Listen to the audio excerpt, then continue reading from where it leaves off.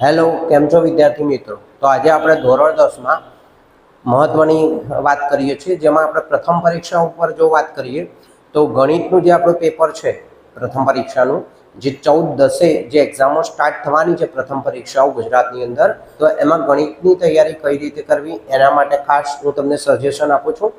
તો વ્યવસ્થિત જો તમે તૈયારી કરશો અને જે સિલેક્ટેડ ચેપ્ટર છે એની જો તમે તૈયારી કરશો તો તમે સારા માર્ક્સ લાવી શકશો.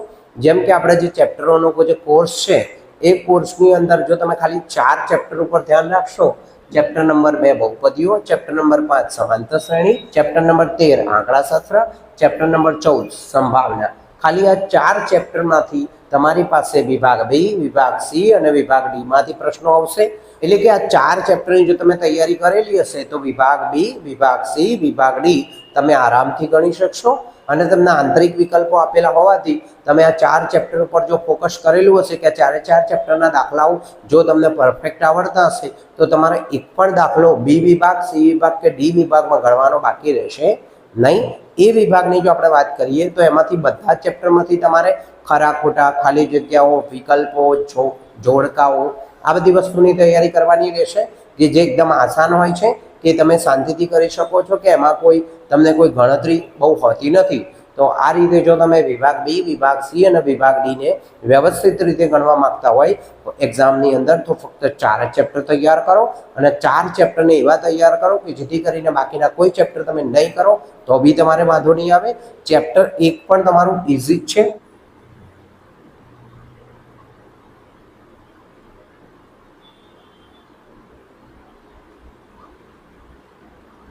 તો આઈએમપી ચેપ્ટરમાં તમારે ફક્ત 5 જ ચેપ્ટર મિત્રો કરવાના છે, જેમાં ચેપ્ટર નંબર 1 છે વાસ્તવિક સંખ્યાઓ, ચેપ્ટર 2 છે બહુપદીઓ, ચેપ્ટર 5 છે સમાંતર શ્રેણી, ચેપ્ટર 13 છે આંકડાશાસ્ત્ર, ચેપ્ટર 14 છે સંભાવના. તો મિત્રો તમારે ખાલી આટલા જ ચેપ્ટર કરવાના છે અને આટલા જ ચેપ્ટર તમે કરશો તો આરામથી તમારે 60 ઉપર માર્ક્સ 80 માંથી આવી જશે. આ રીતે તમારે ફક્ત 5 જ ચેપ્ટર કરવાના છે, જેમાંથી તમને બી વિભાગ, સી વિભાગ અને ડી વિભાગ આરામથી મળી જશે. બાકીના જે ચેપ્ટરો છે એ તમારે કરવાના છે, પણ એમાં ફક્ત તમે જોડકા, ખાલી જગ્યા, વિકલ્પો અને ખરા ખોટા એના માટે જે બાકીના ચેપ્ટરો કરવાના છે.